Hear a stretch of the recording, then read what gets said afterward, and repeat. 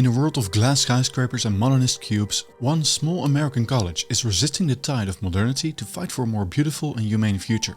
What if the future of architecture lies in our shared traditions and time-tested principles? John Haigh is the founder of a new architecture school at Benedictine College that is reviving the lost art of classical architecture. In this interview, we'll explore the role his school plays in this movement and how this renaissance could reshape our cities and challenge everything we thought we knew about modern design. My name is John Haigh. I am the father of 9.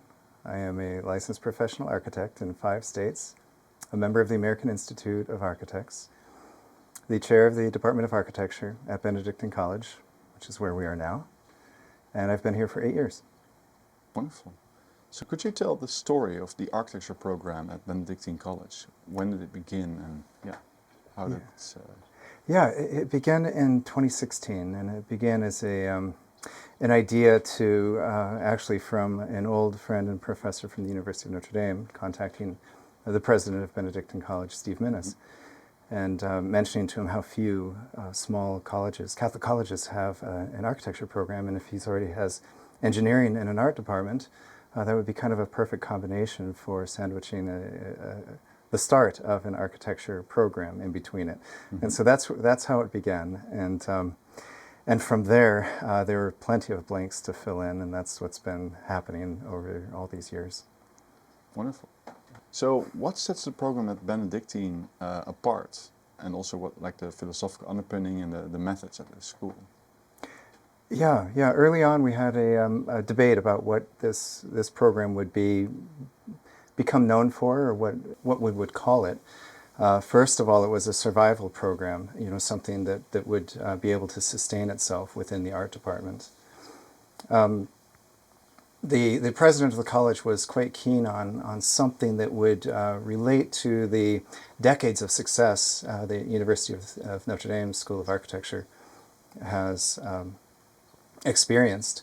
And he's had children go through the graduate programs at Notre Dame, and he was happy to see that I was a graduate, both undergraduate from the program of liberal studies and then a graduate of the master's degree there in 2004. So he was quite attracted by that, and he said, so why don't we try to build on that? Except we don't have the resources or the settings or the establishment or the connections or anything that Notre Dame has. And so we had an idea to stay with tradition, begin with the hand drafting, begin with the watercoloring, and we also had the idea that we could ask a lot of questions of old colleagues, old classmates of mine, old professors of mine, and ask them, if you could do it from scratch, what would be the approach? And in a sense, this will come up, I'm sure, in the conversation, as there's been something of a rupture in the education of an architect in the 20th century.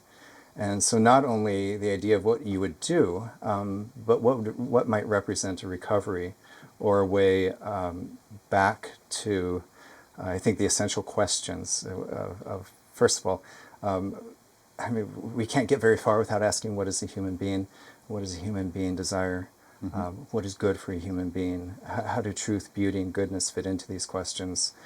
And what are the activities of a student that will foster the answers? Yeah. You also have a history at Notre Dame University. So how did you end up? What was your personal story, and how did you end up founding this school? Yes.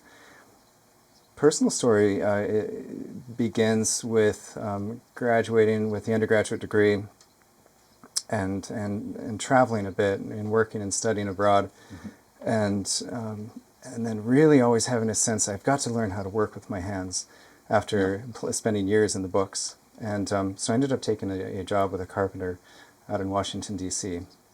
And it didn't take long to start to think about, well, why are we building this way? And whose designs are we building? And so I contacted the University of Notre Dame back in 2000 and said, what would it take to get back into school? And why Notre Dame? Because they represented the sort of a return to the history. If you want to know what is architecture, to me, from a great books background, return to the sources. And Notre Dame, I knew, having been there as an undergraduate, began with the Romans and the Greeks and some of the ancient resources, and then moved progressively through time. So that made perfect sense to me. But it really then I was instructed to apply to the Institute of Classical Architecture and Art. And so I entered the 6-week program, and there and I first became engaged with really some tremendous people. Christine Frank, Gil Schaefer, Thomas Gordon Smith came in at the end of for our finals.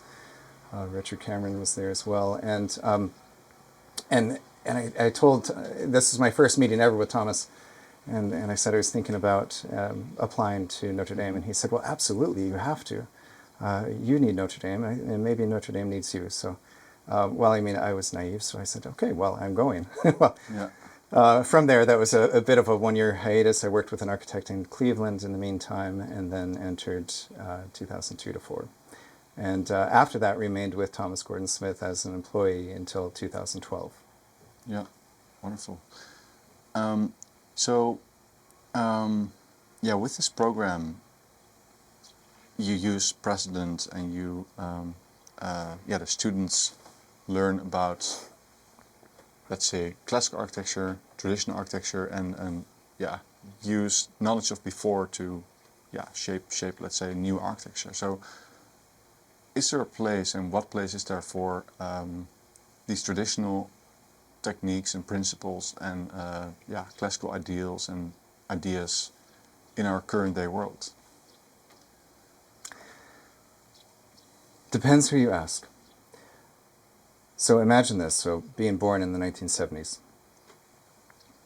through the 80s, through the 90s, through the 2000s, faced with headlines and political debates all through the print and media, television forums, about population crises, about sustainability crises, housing crises, climate crises, political crises, economic crises, health crises. Imagine what kind of world that is, where you're constantly being told, we're in a state of crisis. And if you jump from one to the other, the boat just sort of rocks heavily and leans in that direction. You're not going to solve it, you're just going to be in somebody's camp. So, unfortunately, that dialogue has sort of overtaken since the 1950s and 60s. The schools of architecture, and as a student you basically are faced with a problem that is part of some kind of a worldwide crisis. Mm-hmm. Well, okay, but we as students can only handle so much of an understanding even of a particular building. I mean, we can barely start to design something that we've walked through. Now give us a universal problem like fixing the fallen state of universal humanity, and there's really no chance for a student to try to grasp that. Now, and so they lean heavily on their teachers, and this is what I see as something that we tried to fight from the get-go here, is to not create a priestly caste of the instructors who can give you a problem that's basically unsolvable. And then when you're broken in terms of not being able to wrap your mind around it, then being told, well, of course you couldn't solve it, here's the way to solve it. And then that's school. I mean, it's a really sort of a controlled form of schooling, and it's not a real form of education, but more of a way of, forming a sort of group thinkers. Yeah. So what we wanted to do was give the students something that they can grasp. I mean, first of all, it's the way to use a pencil and a pen, literally, what they're grasping, and a way to hold that and strike a line and hand draft. The first class I ever took, by the way, was actually a night class while I was working in carpentry, and it was taught out at Anne Arundel Community College, and it was a Baltimore architect who said, I was trained from the school of sort of Mies van der Rohe types of folks, and I will tell you that we are always going to begin with hand drafting, even though the rest of your life we're going to be on computers. And that was at a public school, which, I mean, from then on, I'm totally convinced. It's the closest thing that we can do to raise our students in some kind of a craft. And if they understand that they're part of a craft, of a historic tradition, then when they go out onto a job site and they meet masons, when they meet carpenters, steel workers, decorative steel workers, roofers, etc., they too can understand that they may be meeting somebody who's part of a tradition and part of a craft, and therefore can start to meet different folks in a way that, yes, we all have had to have some kind of hand training, and you can't just press Control Z when there's a problem. We can't get out of it, through a computer response. Every problem is going to be a real life, dealing with human beings on a job site, and there's no better feeling than to have masons take pictures of the arches and the types of insets within brickwork and masonry, and take photos and send it to their friends who are working on masonry out in California or across the country, and saying, look what I get to build. I get to build like something like, we see in old buildings. And I experienced that a lot of times working with Thomas Gordon Smith. Always 3 or 4 different projects with brick and stone. The contractors and subcontractors would talk about how proud they were of the way that they were contributing in beautiful, archwork and formwork.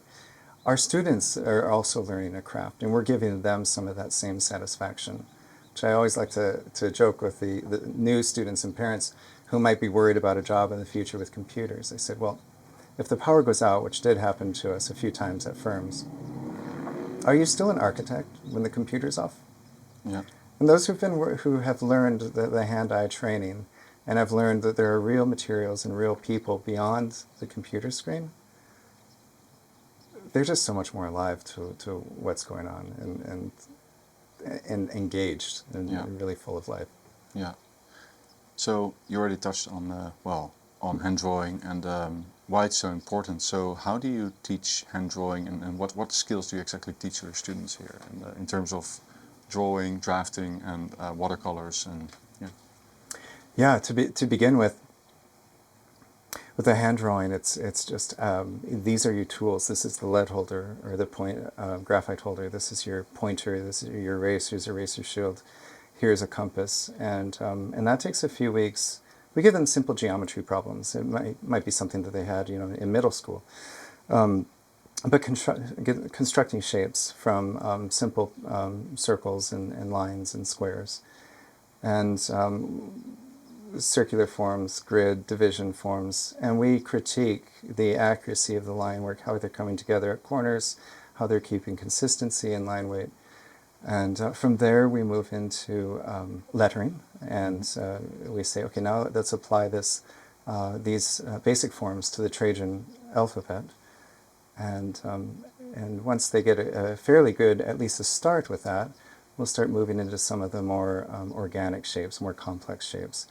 Always taking time to come back and say, all right, well, here's accuracy. Here's where, if you want a line to start to fade or feather out or be implied, this is what it means. It has true meaning, so that they know, no matter what kind of pressure is changing, that they're starting to give us a different piece of information.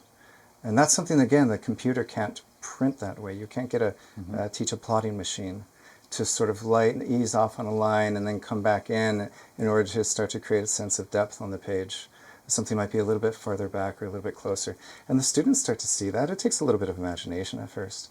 But once they see a whole drawing start to come to life in these kinds of variations of line weights, they get very excited about it. And then we start doing the whole thing over with simple India ink washes as we introduce the watercolor brush. And we go slowly through the India ink process, layering very carefully, trying to use as good a quality brush as we can afford. We keep it simple, keep the instrument simple, but of some value, and teach them to start to see the buildup of ink in various passes of the India ink, and they'll start to notice a little bit of a glow on the page and a little bit of depth. And we teach them how to vary that in graded washes. So something will come and go. They'll start to get a sense of rising and falling. And before they've even drafted their first building elevation, they'll start to get a sense of a depth of, I'm looking into something. Wait, this is only two-dimensional. But I get a sense that there's light moving somewhere in this depth. And it's something that they created. They didn't push a button. they were the agent behind it, and their mind, and so their mind is active through the whole, everything that they touch on a piece of paper, or watercolor paper. The mind is always active. Yeah, so they create it. It's really their work and not some, yeah.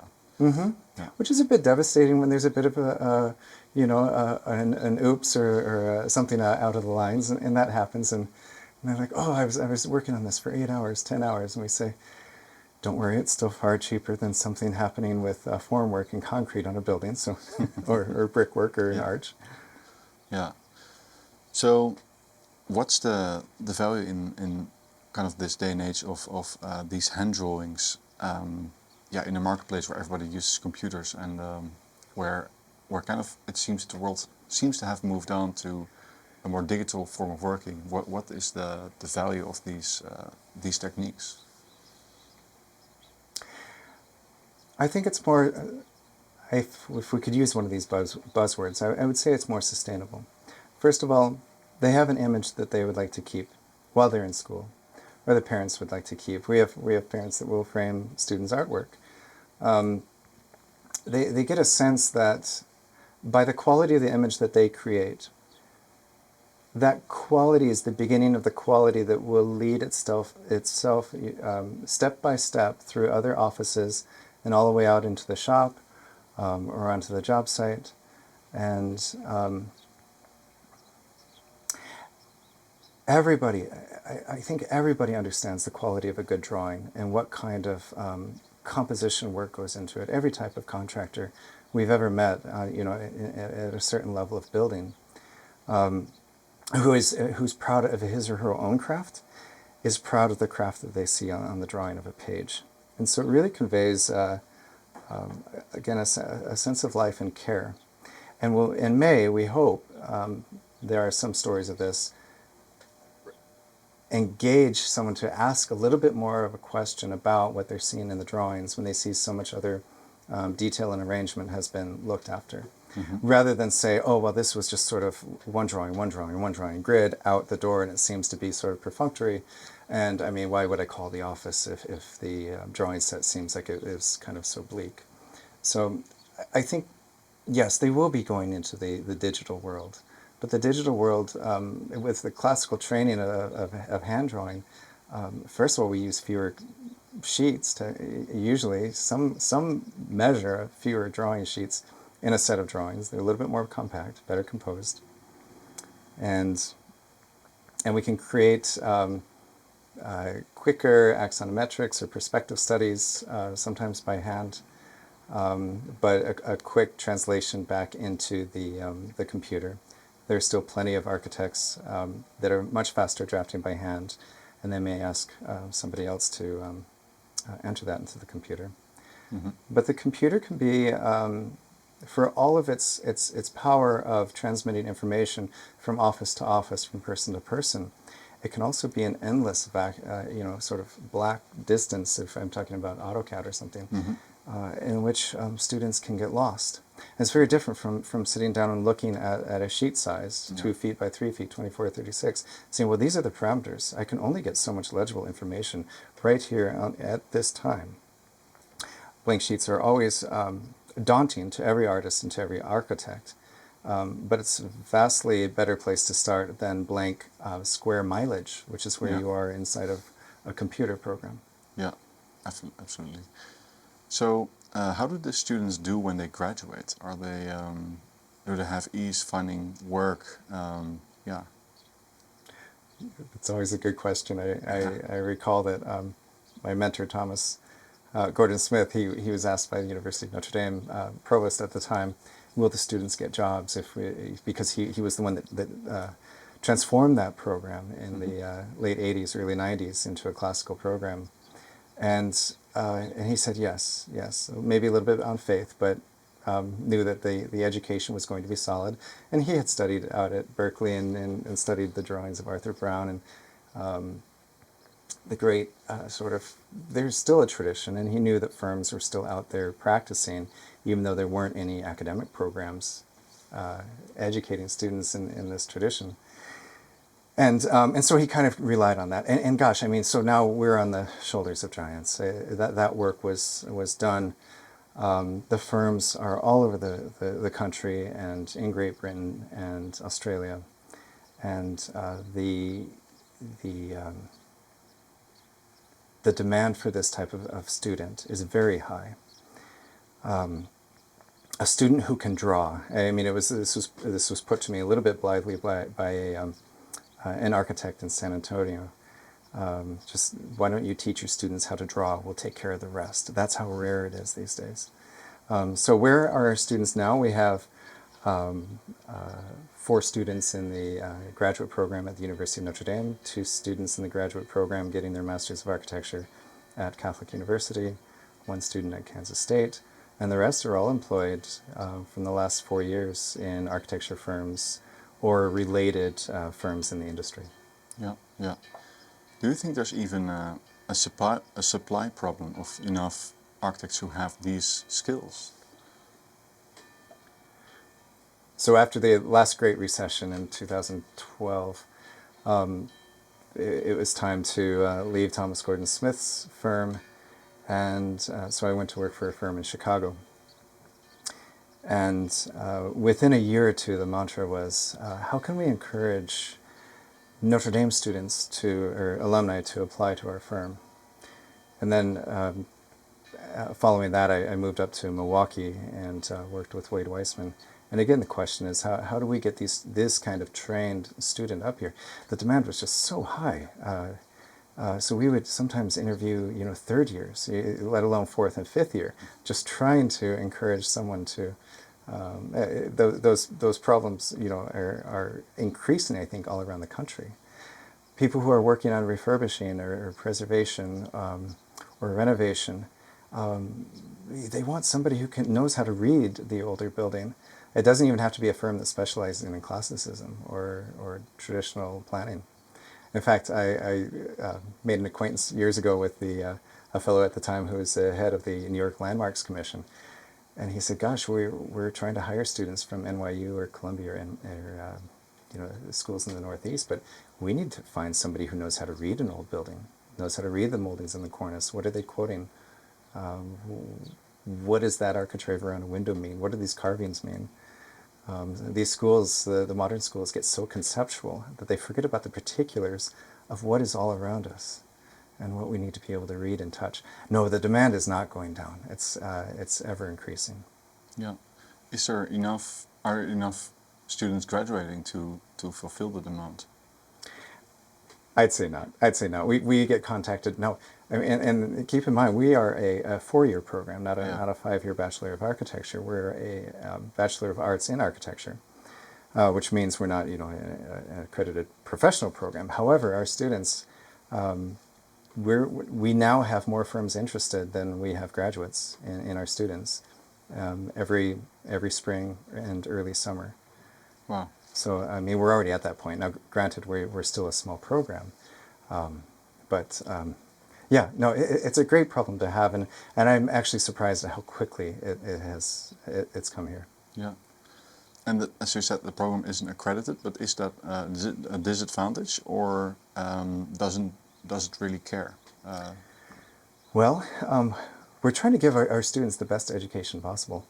There is this national organization, the NCARB, National Council for Architectural Review or Registration Boards, and they have and they're really responsible for helping log and keep the hours of all architects apprentice across the country, and then they help facilitate the state registration process. So they have what's called an AXP program, which is an experience program where a student who might come out of a program like ours, provided it has, they don't say exactly how many credit hours, but a substantial number of credit hours in architectural courses. And they just require the students to work twice as long in a firm. And for students who intend to sort of just go and contribute to a firm right away, that's an excellent process, rather than going on to a graduate school for that professional master's. But we do encourage our students who may have an opportunity in the future to go into teaching or writing, those who have kind of a stronger itch to keep designing and realize some of their own questions that they still deal with tradition.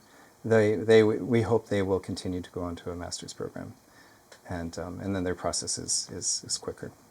Yeah, yeah. But in the end, it doesn't really. There's enough ways to.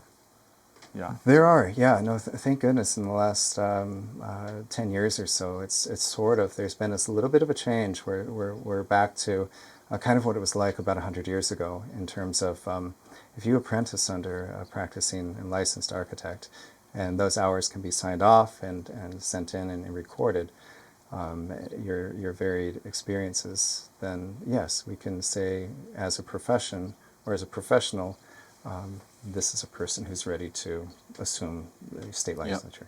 Yeah. What is your vision for architecture, and how does Benedictine College contribute to, to, let's say, more livable, beautiful cities around the world? Beauty. So there's a famous quotation from Dostoevsky's The Idiot that beauty will save the world. Mm-hmm. However, taking that into context, in that particular part of The Idiot, there are some other issues going on there as well. There's some tremendous underlying suffering, as you might imagine in a Dostoevsky novel. Our students sacrifice a lot. They sacrifice a lot of time. They sacrifice, kind of a better part of a social life. They're working hard at learning an art that would be considered sort of either naive or maybe just a waste of time in many other parts of the world. They're also sacrificing sleep and kind of sacrificing an ease of life. They're taking on something more difficult. Why? It's that sacrifice for something beautiful and a sacrifice for something that achieves a craft that's not just for the here and now, but actually ties them in a world where we feel sort of very unmoored to either the past or even the future, to learn something that you know everybody on your bookshelf in the library learned these skills. First of all, is a way to connect both horizontally but also vertically across generations. Mm-hmm. But it's also a way to participate in this idea that beauty is not simple to achieve. It is it's fleeting. It's the result of something that it can be damaged easily. It can be torn down. It's subject to revolution after revolution. But when they go, a lot of our students talk about going on trips or going on vacation and coming across a more ancient cathedral or a small parish church from the 19th century, and saying they knew that it was out of place and out of time, but they wouldn't want it to be of this place or of this time. They were attracted to it, and they might not be able to put their finger on exactly why. But I think that's what our vision is to give our students a sense of mission, a mission that can unify not only cultures, but unify generations, both living and dead. Mm-hmm. And give the world something that is a little bit softer, I think more vulnerable in terms of, like, say, beautiful flowers that are easy to be damaged, but they require a lot of cultivation. But they give provide a sense of healing and forgiveness in a very fallen world. And I think a lot of other methods of education are just way too harsh and demanding perfection in the creation of this architectural concept that the student doesn't quite grasp. So if we give them a sense that the beauty is vulnerable, it will require great sacrifice, but it will also allow you to think transcendent thoughts and start maybe to put your finger on something tangible that can give you an argument for these ideas that won't go away, such as what is truth, what is beauty, what is goodness. They're trying to be silenced in many parts of the world in culture and academic programs. They're hard to create a matrix for it in how to say we've achieved it or not achieved it. Yeah. But I think that's that sense of mission for a transcendent way of thinking about other human beings and what could be our best selves. Yeah. What is the biggest type of kind of criticism you can expect on such a program like you're running here, and what is your response to those kinds of critiques? Yeah. Well, probably that we look like an art program. Those are pretty pictures. And isn't that naive? And isn't that not how buildings get built, right? Take that beautiful picture out there. Let's splatter some mud on it. Let's drive a backhoe over it and see what your building looks like. First of all, the great Renaissance theoretician and treatise writer Alberti described architecture as the art of building. This question of what is art is a very difficult one. We won't, I probably have time to delve into, but it's addressed in a number of places. What is art, and why would we want something called the art of building? But we do have a sense that it's timeless if it's achieved. We fight the idea that it's a commodity, that it's an investment. We know that children do it. We know that children are proud of doing it and bringing home pictures to put on a refrigerator or something. I mean, it's not a high level of art, but we know there's a certain joyful, free giving transaction in that process. I would say that's probably the biggest criticism, is that why are you spending so much time on this and not learning about, as much as the engineers learn? And part of our argument, our response would be, there are two types of places that you go to vacation. One will be into nature, a return to nature, either on the beach or up into the mountains or out into the wilderness, camping, etc. Or one will be to major cultural centers. I've flown to Brazil. We didn't go to Brazil to go to Brasilia to find out how we ought to be living in a modern world. We went there to engage in some of the heart of what is another culture, and to learn about beauty through the eyes of a world far away. And we've taken students to Oxford and to Rome, and we will continue to take students around the world. And they'll be transfixed by, well, these buildings that, again, they seem like excessive. The great cathedrals, the great palaces, the great civic buildings. It's too much. We can't afford them now. They're not efficient, except for the fact that they've been around for centuries. They're not sustainable. They leak, except for the fact that they've been around for centuries. They're oppressive. They belong to a past that wounded all of us, except we still go to visit them to feel healed and to feel a new sense of wholeness or hope of what we could have been. In our naivety, in our artistic presentations of these drawings and these ideas, we understand that it's not simply enough to answer a question, but we need to bring life into a world that is desperate for life and liveliness. It's desperate for dancing. That's desperate for gardening, for raising food more closer to home.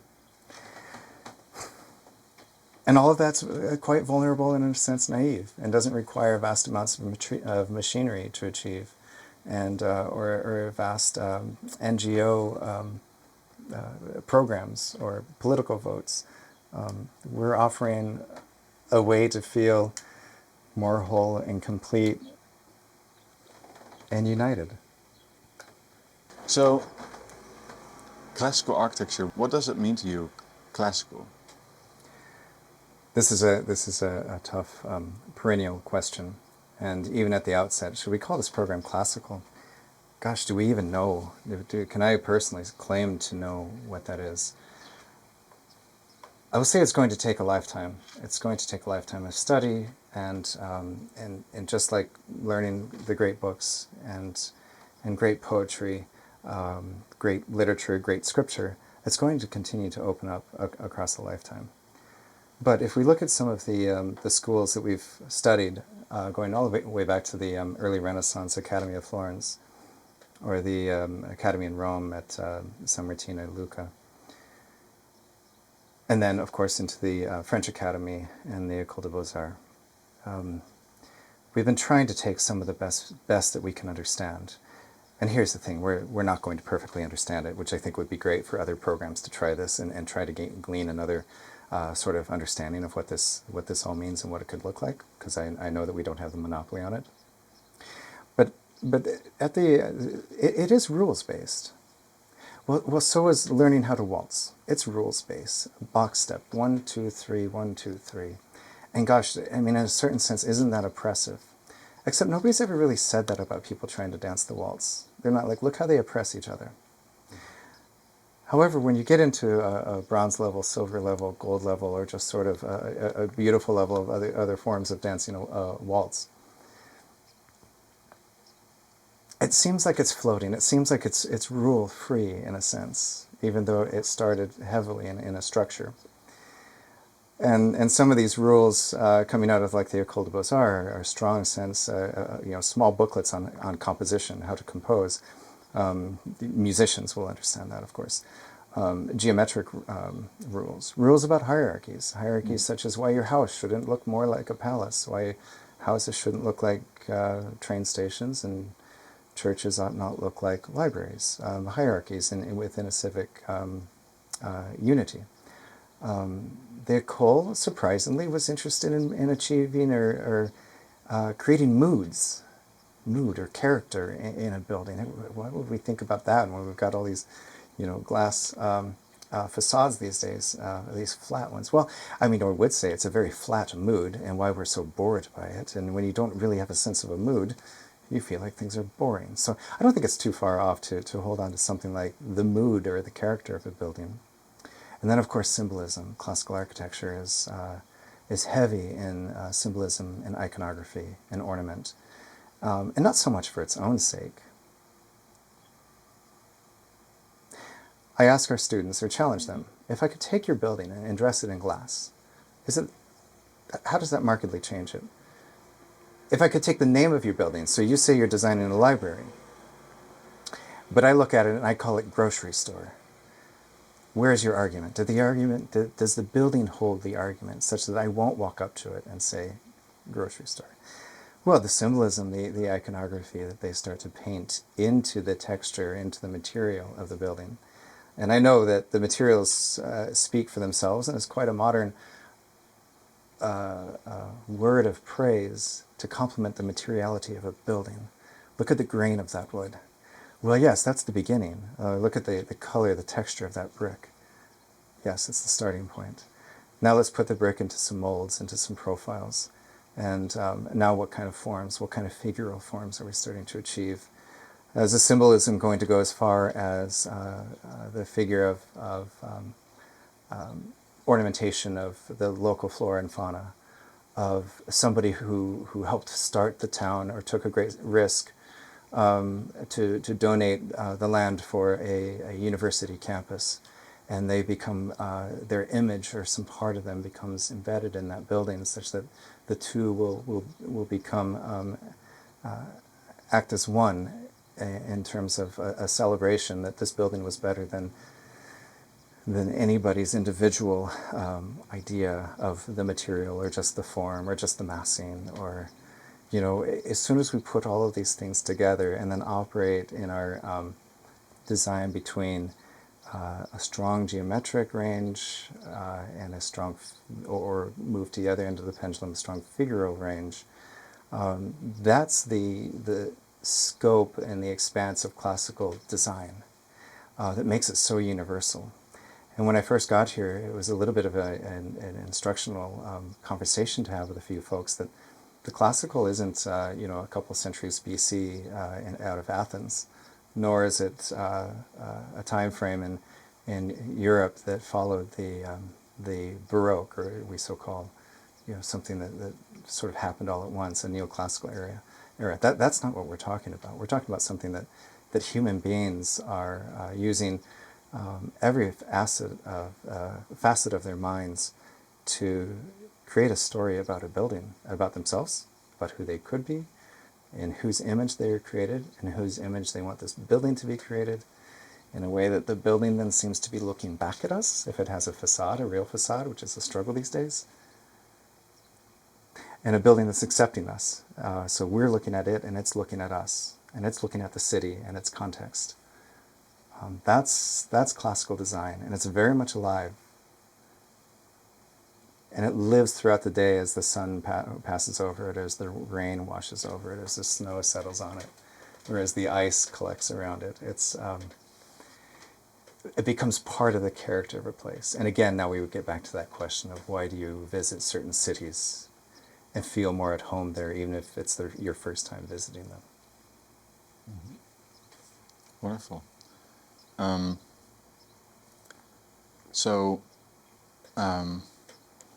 How do we give the classical place in a time where a lot of people seem to not accept the classical anymore?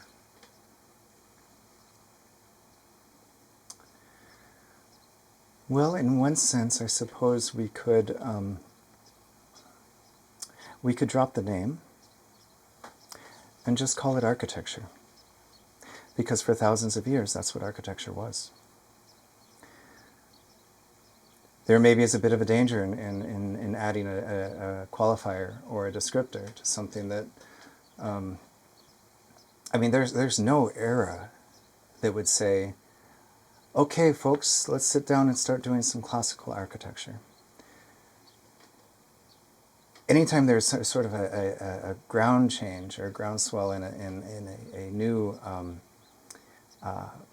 what we would call new, the first sort of the proto-Gothic cathedral, something like that.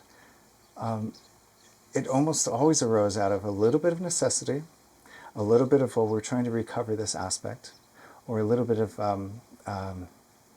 we need to do something that is otherworldly, because that is what and who we are. Whether or not it's a religious building, but it could also be something that captures a sense of nobility, or just kind of a rising above the dirt and the grime. And as Oscar Wilde said, we all live in the gutter, only some of us are looking at stars. And I think what we would call classical architecture today is the architecture of that is produced when you're looking at the stars, rather than looking down into the gutter. Mm-hmm. Do you think there's, what's your hope for the future of architecture education, and what is happening in the rest of the schools around the world? Do you see change as possible, or what's your outlook? Well, I am encouraged by movements in architecture that the questions of what is sustainable have raised some of these low-tech movements, recovery of sort of ancient forms of wisdom. There are those architects that are studying kind of the neuroscience behind possible improvements in architecture, which tend to lead back to classical and traditional forms. Justin Hollander, Ann Sussman, Don Ruggles, etc. So there are lots of signs of hope, and I welcome all of these different types of signs of hope. I mean, I like to joke with the students once they've learned a little bit of art or architectural history. I said, so you learned about something called the Renaissance, right? Okay, how do you think that came about? People just got tired and put on the Renaissance jacket one day. No, the Renaissances are always trying to happen. It's just, is there a mechanism or a state caste or a sort of a priestly caste of professionals that are saying you can't do this and are kind of quashing it? But the Renaissance that we hold dear was a time of recovery in many different ways in many different schools across central and northern Italy, and it was brought on by the cross-pollination of movements out of the East, and always about a recovery. So what I would wish now would be more of a sense of, so we have the low-tech recovery, attractiveness of some of those primitive building YouTube videos that are became very popular. Young folks are very much interested in those. Okay, what's cutting edge science teaching us about what makes us feel more at home in a place, or more comfortable, or more confident, or the better version of ourselves? And so science is helping us over there.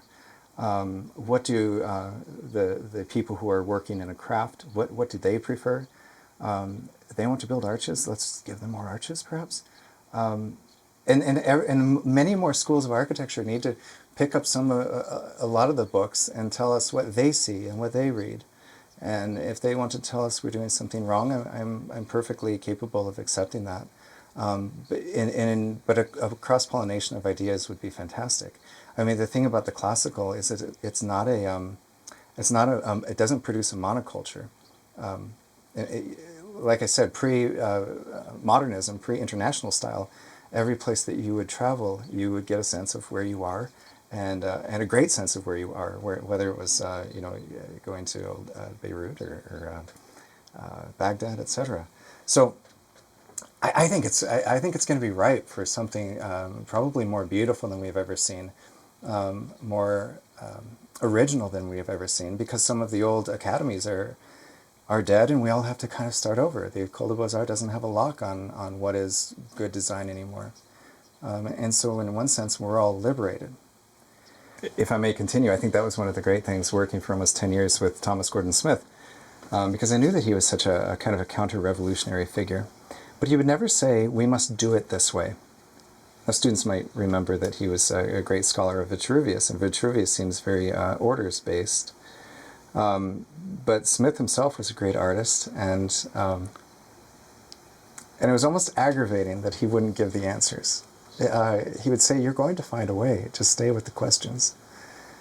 And I think if 10 people are doing that, 1,000 people are doing that, 100,000 people are doing that, if every school of architecture in the world is doing that, it's going to be very vibrant. You know, we're going to bring back a vibrant communities. Certainly failures, right? There's going to be hiccups and mess-ups, but that's the great thing about not having a system. And I think that's one of the most dangerous things about the ideologues of the more modernist bent is the idea that this can all be systematized, that education can be systematized. That there are answers there and we can get it in 4 years. No, that's kind of a ridiculous approach. We need to be creating lifelong students, and that means inspiring them, filling them with hope. Mm-hmm. I see the hope. I do. It's slow, but the young people we're more liberated. There's not an intelligentsia in this small, tiny world of classical architecture. Mm-hmm. There might be, sort of, people, of course, mentors and people we look up to for sure. But Corbusier's last chapter in Towards New Architecture is a chapter called Architecture or Revolution. And there's plenty of debate on what he meant by that. Was he just saying that, with my type of architecture and Towards New Architecture, we can avoid social uprising and the revolution that's coming? Or can we interpret it as you will suffer some form of a revolt whether or not you accept the new architecture that he's proposing? Well, that time has been able to run its course. And it's produced sort of design after design of increasingly nuanced, carefully detailed boredom, which can entertain for a bit, but like most of pop culture, is going to require a re-up in about 4 or 5 hours. What do you think, how do you see the future of Benedictine College before you in the architecture program? Do you want to expand, or what kind of plans do you have? Well, Benedictine College is a Catholic liberal arts, of course, Benedictine presence in Atchison, Kansas. The great thing about having the Benedictine order here, and the order itself of monks owns the property, is they're part of a 1,500-year tradition. And so that's really kind of unlocked the doors for a timeless way of studying and designing. That means all of history is open to us and more. But the liberal arts approach, I think, is it's a slower way of going about the study of architecture. We do give our students more time to take what we would refer to as general education courses, just to make sure that they're thinking about the bigger pictures of what, again, what is a human being, what's the range of possible hopes and fears, anxieties, loves, etc., that a human might face in this lifetime, and what's a potential scope of answers. Being a liberal arts Benedictine college, I don't, and of course not NAAB accredited, I don't see it as becoming a factory culture of a large scale operation. I mean, I would, and I hope I wouldn't get in trouble with my own administration by saying I don't think it would be as effective to have many hundreds of students at this college. I would rather have 100 other universities starting small programs of 12 to 20 students per class, so that we can get back to a slower culture and get a little bit away from that factory education piece. So I see us here for the long run. I see it as a very lively endeavor that is not just focused on providing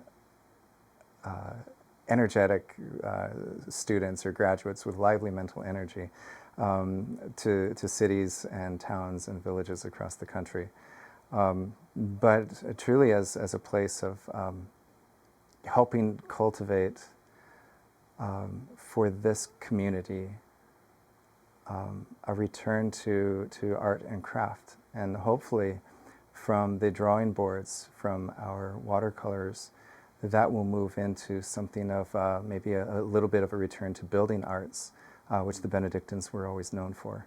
And it would be a long-term goal that not only the art in the studio but we would be also fostering a recovery with young people who I think are very hungry for it, is a recovery in craft as well, simultaneously and not too far away from each other, so that they realize this cannot be done one without the other, the craft, the theory, and ultimately the practice. And you can't really do it without a community. I think it's very helpful to have a community of committed men who will never leave this area. That's the Benedictine monks. To show that dedicating yourself to a sense of place, dedicated to a life of work and prayer, can actually transform the roughness of any part of the world. And the Benedictines were always models of that, of taming the chaos of the wilderness, but doing so in a gentle way, such that you can still walk the grounds of more ancient, closed or sort of destroyed monasteries, but you can still feel a sense of peace on those grounds, on that property. And I think they're working at a deeper level below the ground here than I can think of we're going to produce above ground. But I'm very happy to be able to be part of that and know that we have that kind of true sense of life and grounding behind us. What direction do you see architecture moving in, and what are the forces you see playing at this moment? It's always a choice. Architecture is downstream from really sort of the mental and spiritual health of the people who are responsible for patronizing it or for building it.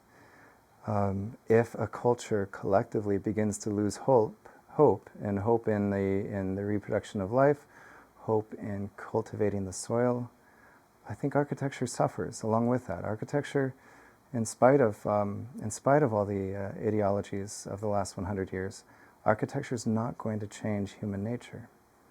It can be good, it's a good response for it, and it can nurture, but it can also help grease the slide down into sort of cultural decay And so bad buildings will only make people feel more depressed. But those bad buildings and ugly buildings are the result of an initial sort of defeatism. So architecture can only do so much. It is a canary in the gold mine. Sorry, not the gold mine. Well, it could be, depending where. the canary in the coal mine. And it is hopeful that the beautiful small towns have generally been re-cultivated, or beautiful city centers in much of the U.S. have, experienced some revitalization. But yeah, without a hopeful people, the choice is not going to look good. But again, I'll just reiterate what I said before. I see signs of hope, and I see young people saying, freely choosing an alternate reality to kind of the virtual and technologized reality, and saying, you know what, it might be worthwhile to sweat a little bit and to put myself into a position of working a little bit harder than other folks, in order to realize something that might be grander, ultimately bigger than me, or my family, or my extended neighborhood. Yeah. Thank you so much. Thank you very much. I hope you enjoyed this interview with John Haigh. For more interviews, please subscribe to this channel or explore our main channel, The Aesthetic City. If you want to learn more about how to create livable, beautiful cities, I'm working on something you might find cool, an Aesthetic City course. Find more info in the description. Thank you, until next time.